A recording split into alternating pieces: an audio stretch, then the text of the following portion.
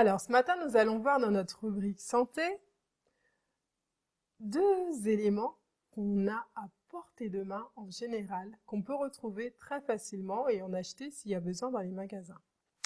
Alors, je vais le faire sous forme un petit peu de devinette, dans le sens où je vais vous parler des caractéristiques de ces remèdes et vous allez devoir deviner de quel remède il s'agit. Alors, sachant qu'un remède, donc, ça peut être une plante, ça peut être des herbes, ça peut être un composé comme de l'argile, autre chose. Donc, écoutez bien et je demanderai aux parents de ne rien dire et j'interrogerai les enfants à la fin. Je suis une plante des champs et des coteaux. Je suis cultivée dans toute l'Europe pour ma racine dans un but alimentaire. J'ai un intérêt en phytothérapie. Donc, phytothérapie, c'est la thérapie par les plantes, dû à la présence d'une substance précieuse que je contiens qui est le bêta-carotène, qui est transformé dans l'organisme en vitamine A. Donc, le bêta-carotène dans le corps devient de la vitamine A, d'où son nom de pro-vitamine A.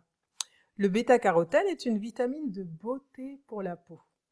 Elle la prépare à l'exposition au soleil, facilite le bronzage et prévient les allergies solaires, notamment chez les sujets à peau claire en augmentant la production de mélanine.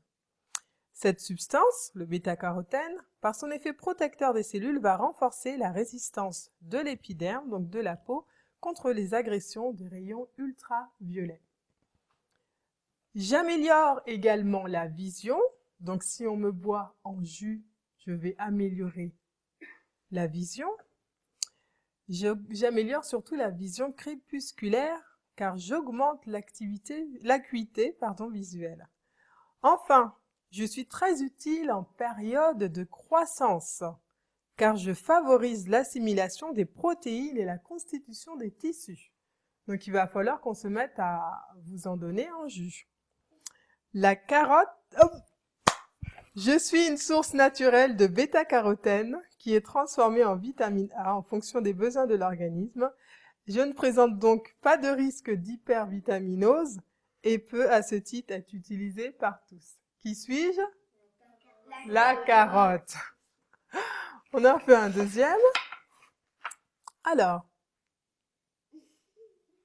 on en fait un deuxième. Je suis une espèce d'une des plus célèbres parmi les plantes médicinales. En effet, j'occupe une place privilégiée dans la phytothérapie digestive grâce à l'huile essentielle qui renferme ses feuilles et qui lui confère un très grand pouvoir calmant des spasmes intestinaux. Donc c'est une huile essentielle qu'on utilise beaucoup lorsqu'il y a des spasmes intestinaux, des douleurs comme des crampes, on va dire, au niveau des organes digestifs. Je suis donc active sur les crampes digestives et les nausées.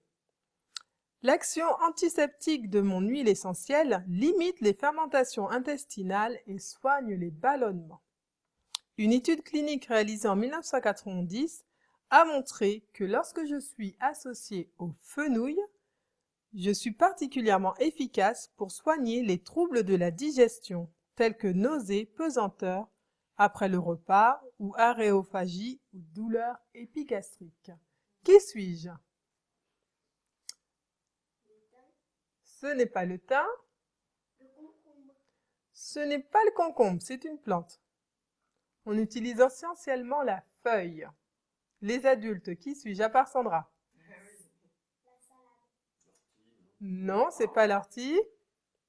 Je suis souvent utilisée en huile essentielle contre les spasmes digestifs. Non. Je suis... Non. Non, pas le pissenlit. Je suis également utilisée sous forme d'infusion. On me boit beaucoup dans les pays... Voilà, c'est la menthe. Donc, on a appris aujourd'hui que le jus de carotte est très important pour augmenter la carotte, donc sous forme de jus, est très important pour pouvoir améliorer la vue, pour augmenter l'acuité visuelle. On a appris aussi que le jus de carotte permet au corps de fabriquer de la vitamine A. Et donc, cela permet d'avoir une peau qui soit plus résistante contre les allergies solaires ou les agressions des ultraviolets. On a appris également que la carotte est essentielle aussi en période de croissance. Donc là, ça serait une bonne indication pour que les enfants, vous puissiez avoir du jus de carotte régulièrement pour pouvoir avoir une croissance qui soit harmonieuse et donner à votre corps tout ce qu'il faut.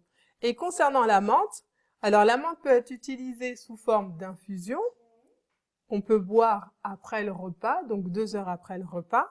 Elle va soulager les crampes digestives ainsi que les nausées. Et l'huile essentielle, donc qui peut être utilisée directement en massage sur le ventre pour les personnes qui sont sujettes à des fermentations intestinales. Et donc, elle va limiter les fermentations intestinales et donc soigner les ballonnements. Voilà. Voilà, et il y a une menthe aussi, voilà, qui est très intéressante, c'est la menthe poivrée. Merci, au revoir et à très bientôt.